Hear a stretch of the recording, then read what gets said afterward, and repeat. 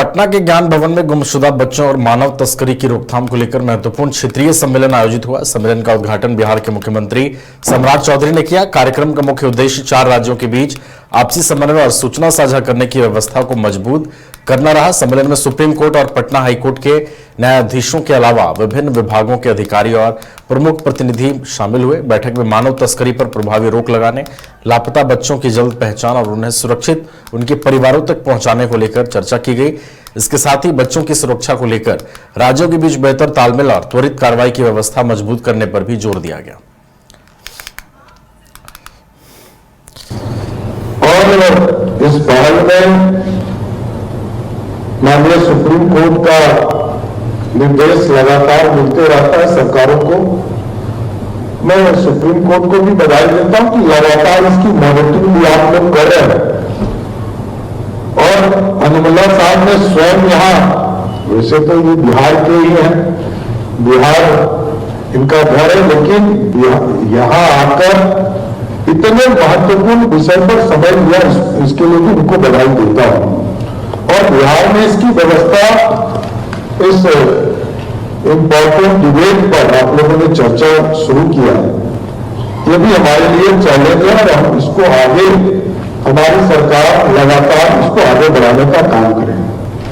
क्योंकि हम गिरफ्तारी, सही कहा गुप्ता जी ने अभी, कि गिरफ्तारी होते हैं, उसका पुनर्वास का काम नहीं हो पाता है, उसको व्यवस्थित करने का काम नहीं हो पाता है, उसको स्किल्ड करने की जरूरत है, ट्रेनिंग देने की जरूरत है। क्योंकि उनके जीवन में दोबारा खुशी आए, यही सरकार की पहल है। न्यायालय भी यही चाहता है कि वो कैसे फिर से व्यवस्थित हो। लेकिन हम लोगों ने एक प्रयास शुरू किया अभी, मैं पिछले 2-3 महीने से मैंने एक कार्यक्रम यहां शुरू किया है। उस कार्यक्रम का नाम है सहयोग शिविर। और सहयोग शिविर रियल टाइम पर हम लोगों ने व्यवस्था खड़ा किया।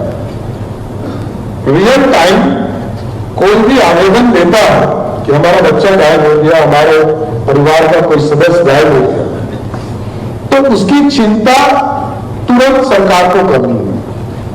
30 दिन में यदि थाने में एफआईआर हुआ और आवेदन प्राप्त हुआ हम लोगों को भी, तो 10 दिन के अंदर यदि कोई कार्रवाई नहीं हुआ तो 11वें दिन मेरे कार्यालय से, मुख्यमंत्री कार्यालय से एक नोटिस जनरेट होकर ऑटोमेटिक उसके पास चला जाता है।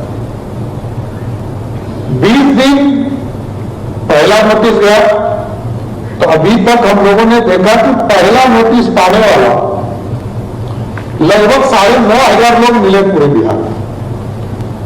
दूसरा 20 दिन पर हम लोग दूसरा नोटिस देते हैं। 20 दिन जब पूरा होता है, 21वें दिन ऑटोमेटिक जनरेट होकर दूसरा नोटिस चला जाता है।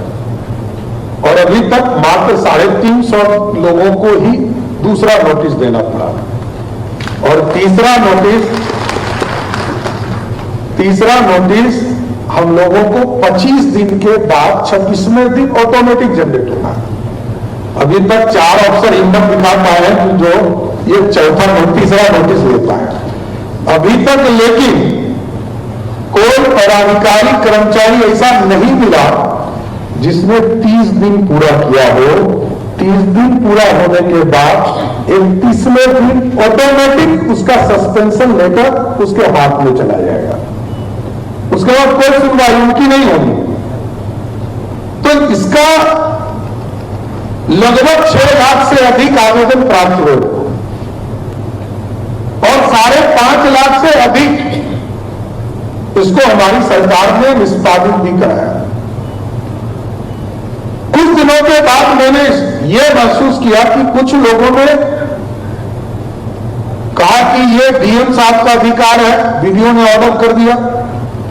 किसी ने, एसडीओ ने कहा कि ये एडीएम के लेवल पर इसका निर्णय होगा और इसको ट्रांसफर कर दिया और कहा कि हमने निष्पादित कर दिया।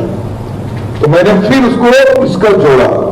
मैंने कहा कि यदि वीडियो ऑर्डर करेंगे तो उसकी समीक्षा एसडीओ करेंगे, एसडीओ ने ऑर्डर किया तो डीएम करेंगे, डीएम ने किया तो कमिश्नर करेंगे और कमिश्नर ने किया तो सेक्रेटरी करेंगे।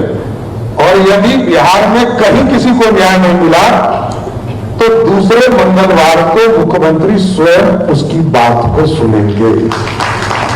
तो मैं सुनता 129 लोगों का पिछले बार आवेदन आया और मैं आश्वस्त कर रहा हूं कि 129 में 100 लोगों को मैंने मिला, या तो वीडियो कॉन्फ्रेंसिंग पर उनसे संपर्क किया या स्वयं मिला। और आपको जानकर खुशी होगी कि एक एक व्यक्ति 100% ये सिक्योर करके गया कि हमारा काम हो गया या अगले 15 दिनों के अंदर उसको पूरा करने की गारंटी जिलाधिकारी के माध्यम से। घर रहने का मकान भर नहीं, ये खुशियों की तिजोरी है। दरवाजे पर दस्तक देता पड़ोस, खिड़कियों से उमड़ आता आसमां, तारों में उलझी ऐसी ना जाने कितनी दास्तां। कहती हैं चले डायमंड सिटी, एक सफर हम सफर के साथ अपने घर तक। Diamond city, life long bonding, 500 से ज्यादा खुशहाल डायमंड परिवार। जल्दी करें, सिर्फ 200 फ्लैट बाकी। आज ही बुक करें अपना आशियाना।